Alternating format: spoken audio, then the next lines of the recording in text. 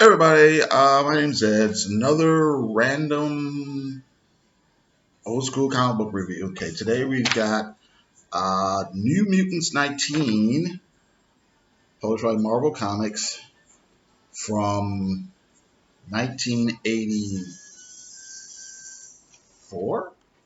1984, okay. Uh, Written by Chris Claremont, cover and art by Bill Sienkiewicz. This was a really interesting period during Marvel Comics, or I should say for Bill Sienkiewicz. Bill Sienkiewicz started out as being kind of this sort of Neil Adams influenced guy, but uh, but he slowly started to develop his own style and got a little bit more abstract. And he's really playing around with his expressionism and cubism and cartooning and collage work and just doing this all kinds of crazy stuff. So a lot of stuff started when he was on the. Let's see here. I'd say he probably got fame first for doing Moon Knight during the early '80s, maybe around the same time. Excuse me. So he started pushing boundaries there, and also when he was doing New Mutants, he also did a series of really cool covers, I think, for Dazzler. So if you ever want to look any of that stuff up, but okay, so let's look in here. Uh, okay, ad for ad for the Last Starfighter on the inside cover. I kind of remember this movie being around, but I personally never saw it. I never watched it. But okay. Uh, Opening splash page. We're at the emergency room at a hospital, and a young girl is being brought in. And we quickly learn that this is Danny Moonstar. She is one of the New Mutants, and she has been mauled by a bear. Down here, we get this shock-looking cop, like, oh my. And oh no, these of course are all her friends. These are the other New Mutants: Cannonball, Magma, Sunspot, Rain, and Ileana. Down here, Bill Sienkiewicz only drew the top of her head for some weird reason, but okay. Anyway, so there's a snowstorm, and they're going to be trapped at the hospital for a while. There's an ad for first issue free Spider-Man comic book if you buy Newton cookies. Fruit chewy cookies. All right. Hey kids, free comics with your cookies. Okay. Here's Sam kind of giving some exposition here, kind of explaining who they all are and how they're students at the Xavier School for Gifted Youngsters, which of course is where the X-Men live. And these are the younger people. These are some of the classmates, or not classmates, but the students that Xavier and the other X-Men take care of. So he's basically explaining all of that in this dialogue here. That's something you would see a lot in comic books at this time period. That was going back to the whole sort of any random comic might be that reader's first issue or first exposure to these characters. So a lot of times you have characters explaining things to themselves that they already know, of course. So, oh, here's another funny thing. If you look closely, Sam's hat says Terry Austin Fan Club. Terry Austin was the inker on the main X-Men comic when John Byrne was drawing it.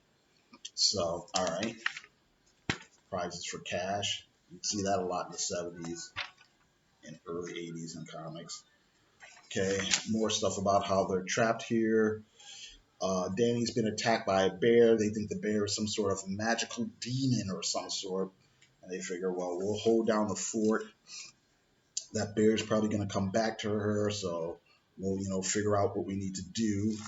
Here is Rain. Rain and Danny are very close. On one hand, they kind of have like this sisterly type of relationship, and then on the other hand, when Rain uses her powers and turns into this kind of werewolf creature or whatever, um, Danny and Rain kind of have this sort of psychic rapport for whatever reason. So she turns into a werewolf form to see if she can figure out what's going on with Danny, who is, of course, on the operating table, as we speak.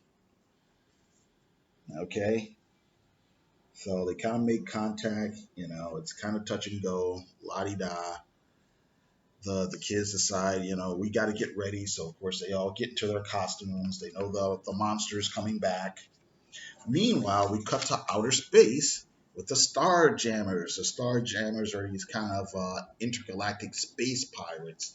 It's not clearly stated here, but the leader of the Star Jammers is this guy who is Scott Summers' dad here. And hey, look, this lady here with the star on her head, that's Carol Danvers. Woo! At that time, she was being called binary. Who knew how controversial that character would be in 2019? But anyway, so basically, some weird thing is approaching the Earth, and they don't know if they can warn Earth in time. So obviously, it's being set up for something that's going to take place later on in the comic, or down the road, in future issues, I should say. Okay, here's Rain sneaking around. Here's a cop. He sees Rain. She ducks around the corner, turns back to the human. He's like, oh, okay, whatever.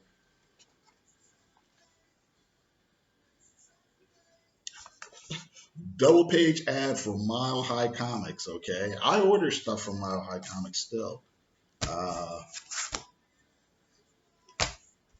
Okay. But hey, that's pretty interesting, huh? 20% off, 40% off. Here we are with orderlies and whoever else. I'm trying to figure out, well, basically what's going on is here's the cop. He's still hanging around. He's talking to one of the nurses. He's kind of flirting with her. And this panel here, what's going on here? Is this supposed to be Alfred Hitchcock? And is that Anthony Perkins? Maybe? I don't know, maybe, possibly, maybe goofing on the whole thing that this whole story is really this kind of horror suspense story set in one location. It's set in a hospital. Maybe they're playing off of that. I don't know if that's a reference to some movie that I'm not aware of, but, you got that. And then you see, here's the cop and the nurse, but in the background, here's a shadow, right? So we flip to the top of the next page. It's the demon bear thing is attacking, and then all the kids have to wake up. They've been sleeping on cots in their costumes, I guess. Liliana uses her magic, uses her magic powers to create a protective field around the operating room so Danny doesn't get hurt. That's another thing. This is a hospital, so I imagine there's probably other people in the hospital being operated on and being treated as well, I would imagine, but we don't really hear about those people. It's more classified ads. Spider-Man in his black suit, which was a very new thing at that particular time.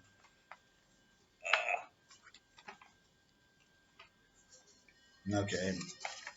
Demon monster attacks. And here's some ads for some comics that are coming out. X-Men 186, which I actually remember having that when it came out. Same thing for West Coast Avengers. First it was a mini-series, then they turned it into an ongoing. Spectacular Spider-Man Power Pack. All right.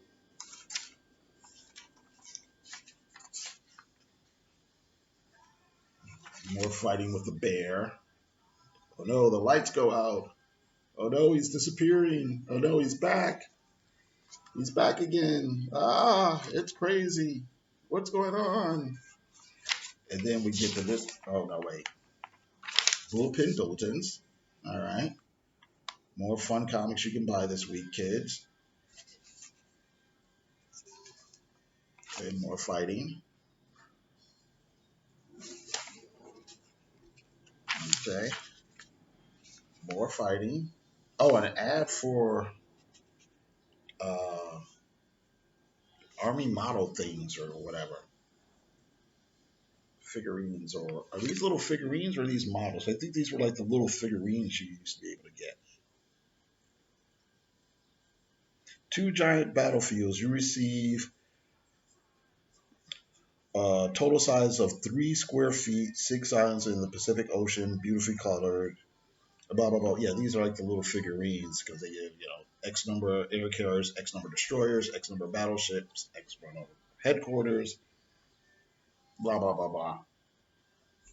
Okay, and then uh, we're like, oh no, what's going on? It's daylight all of a sudden. What are we in the desert? And basically, the demon bear has transported the new mutants and the cop and the nurse to some other location. They say it's simple. The bear couldn't beat us on our turf, so he transported us to his. To be concluded. Okay, and here we have the letters page. Editor Anna Cinti. Anna Cinti had a pretty, I didn't read it, but she had a pretty well received run on Daredevil at one point. She left Marvel Comics, and I think for a while she was an editor at High Times magazine. But she came back a few years ago, doing some work for DC that I think wasn't quite as well received as her older work, though. So, I think she's one of these people that are like, okay, comics is fun, but I don't need them. And sort of, I don't know what she's doing now. Ad for subscriptions, Fantastic Four. You look closely, you can tell the artist by John Byrne. And here is an ad for Muppets Take Manhattan merchandise. Well, no, actually, it's an ad for Cheerios, and Cheerios is sponsoring some Muppet Take Manhattan stuff. So, Cheerios is presenting the storybook and record from the movie Muppets Take Manhattan. I remember that being a big, big hit. Although I never sat down and watched the whole thing start to finish. And the ad here has a Parker Brothers video game for Star Wars. Star Wars, the arcade game. All right. Okay, all right. So then that's it. Thank you very much for watching, and you guys have a good day.